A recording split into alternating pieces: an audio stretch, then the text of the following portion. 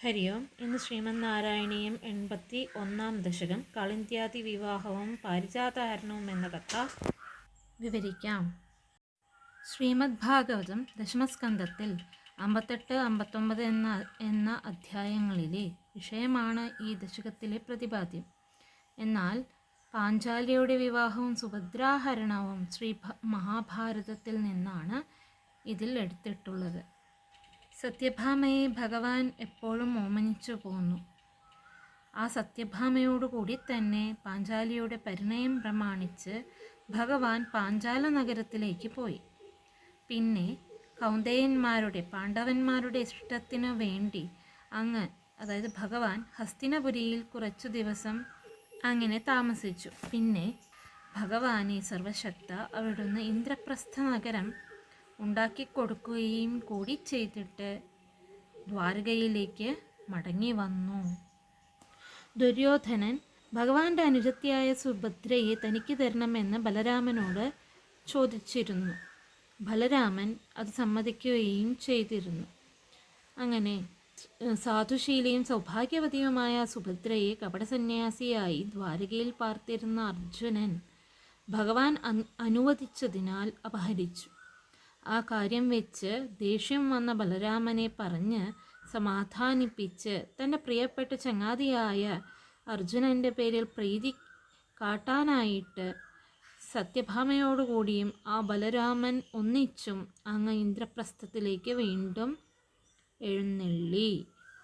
അതായത് അർജുനന് സുഭദ്രയെ വിവാഹം കഴിച്ചു കൊടുത്തു.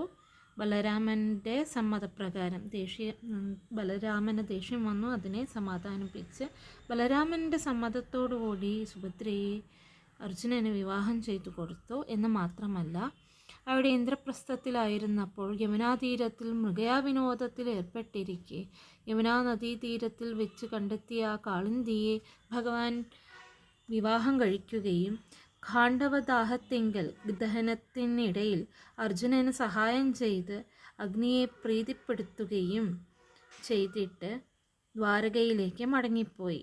ദേവ ഭഗവാനെ, അവിടുന്ന് സഹോദരന്മാരെ പേടിച്ചിരുന്നവളും തന്നിൽ അനുരാഗവതിയുമായിരുന്ന അച്ഛൻ പെങ്ങളുടെ മകളുമായ അവന്തി രാജകുമാരിയായ മിത്രവിന്ദയെയും വിവാഹം ചെയ്തു. മിത്രവിന്ദയുടെ സഹോദരന്മാരായ വിന്ദനും അനുവിന്ദനും ദുര്യോധന പക്ഷപാതികളായിരുന്നു. മിത്രവിന്ദയുടെ മാതാവായ രാജാധിദേവി വസുദേവരുടെ ഒരു സഹോദരിയുമാണ്. അങ്ങനെയുള്ള മിത്രവിന്ദയെയാണ് രാജാക്കന്മാരുടെ ഇടയിൽ വെച്ച്, അതായത് തന്നിൽ അനുരാഗവതിയായ മിത്രവിന്ദയെ അപഹരിച്ച് വിവാഹം ചെയ്തത്. പിന്നെ ഭഗവാൻ കോസലത്തിൽ ചെന്ന് 7 ഗംഭീരൻ കാളകളെയും 7 കൃഷ്ണന്മാരായി തീർന്ന് അല്പസമയം കൊണ്ട് പിടിച്ചു കെട്ടിയിട്ട് നഗ്നജിത്തിൻ്റെ മകളായ സത്യയെ വിവാഹം ചെയ്തു. ദേവ ഭഗവാനെ, അങ്ങ് ഭദ്ര എന്ന കന്യകയെ സന്ദർദന പ്രഭൃതികളായ ഭദ്രാ സഹോദരന്മാർ പ്രദാനം ചെയ്തു. അവളും അല്ലയോ അഭീഷ്ടദാതാവേ, എല്ലാം തരുന്ന ഭഗവാനെ, അങ്ങയുടെ അച്ഛൻ പെങ്ങളുടെ മകളാകുന്നു. അർജുനൻ മുതലായ മഹാരഥന്മാരും മറ്റും നോക്കിയിട്ട് എയ്തു കൊള്ളിക്കാൻ പറ്റാത്തതും വെള്ളത്തിൽ മാത്രം പ്രതിബിംബസ്വരൂപേണ കാണാൻ കഴിയുന്നതുമായ മത്സ്യരൂപമായ ലാക്ക് എയ്തു മുറിച്ചിട്ട് മദ്രരാജാവിൻ്റെ മകളായ ലക്ഷ്മണയെ ഭഗവാൻ പരിഗ്രഹിച്ചു, അതായത് വിവാഹം കഴിച്ചു. ഇങ്ങനെ അങ്ങയ്ക്ക് ഭഗവാന് പത്നിമാർ 8 പേരായി.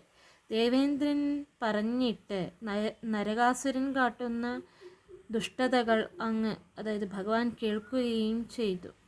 സ്മരണമാത്രയാൽ സമീപപ്രാപ്തനായ പക്ഷിശ്രേഷ്ഠൻ്റെ ഗരുഡൻ്റെ പുറത്തു കയറിയിട്ട് ഭഗവാൻ സത്യഭാമയെ മടിയിൽ ഇരുത്തിക്കൊണ്ട് ഉദ്യാനത്തിലേക്ക് എന്ന പോലെ ശത്രുവിൻ്റെ വാസസ്ഥലത്തേക്ക് ചെന്നു.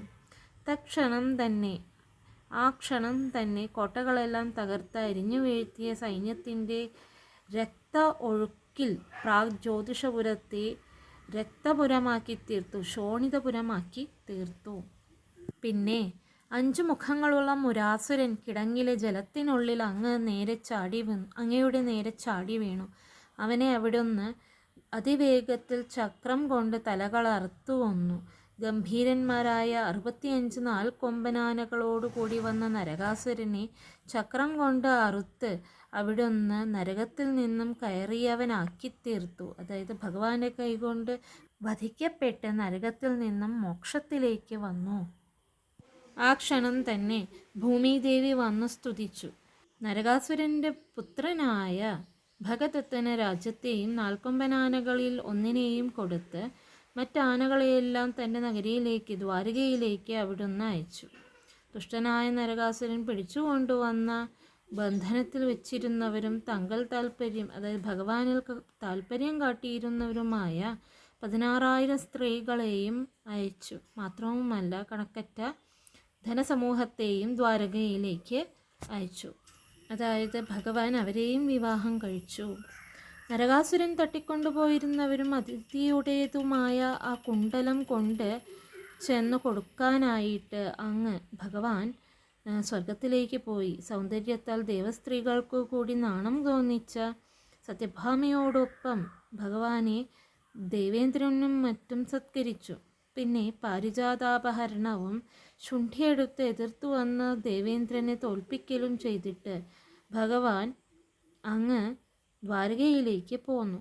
അങ്ങ് പാരിജാത അപഹരണം ആകട്ടെ ഐശ്വര്യം കൊണ്ട് അഹങ്കരിച്ചാലത്തെ ദോഷം ഇപ്രകാരമാണ് എന്ന് ഭൂമിയിലുള്ള മാലോകർക്ക് വ്യാഖ്യാനിച്ചു കൊടുക്കുവാൻ തന്നെയാണ് അവിടുന്ന് പാരിജാതാപഹരണം ഉണ്ടാക്കിയത്. നരകാസുരന് ഭൗമൻ എന്നൊരു പേരുണ്ട്. കാരണം നരകാസുരൻ ഭൂമിയുടെ പുത്രനാണ്. സത്യഭാമയുടെ കൊട്ടാരത്തിൻ്റെ മണിമുറ്റത്ത് തന്നെ പാരിജാതം നട്ടു. 16,000 സുന്ദരിമാരെയും പരിഗ്രഹിച്ചു. യോഗബലത്താൽ നാനാശരീരങ്ങൾ കൈക്കൊണ്ട് ഓരോ പത്നീഗൃഹത്തിലും ഓരോ തരം വിഹാര വിശേഷത്താൽ ഓരോ സ്ത്രീയെയും അവിടുന്ന് ഓമനിച്ചു പോന്നു. അതവിടെ വീടുതോറും നാരദൻ അങ്ങയുടെ അതത് വിഹാര വിശേഷത്തെ കണ്ട് ആശ്ചര്യപ്പെട്ടു. അതായത് നാരദൻ ഓരോ ഗൃഹത്തിലും ഓരോ കൃഷ്ണന്മാരെ കണ്ട് ആശ്ചര്യപ്പെട്ടു. ഓരോ പത്നിമാരുടെ ഇടയിലും ഓരോ കൃഷ്ണന്മാരെ കണ്ട് ആശ്ചര്യപ്പെട്ടു. എല്ലാ പത്നിമാരിലും ഭഗവാന് 10 പുത്രന്മാരും ഉളവായി. അപ്രകാരമുള്ള ഗുരുവായൂരപ്പ കാത്തരുളയണമേ.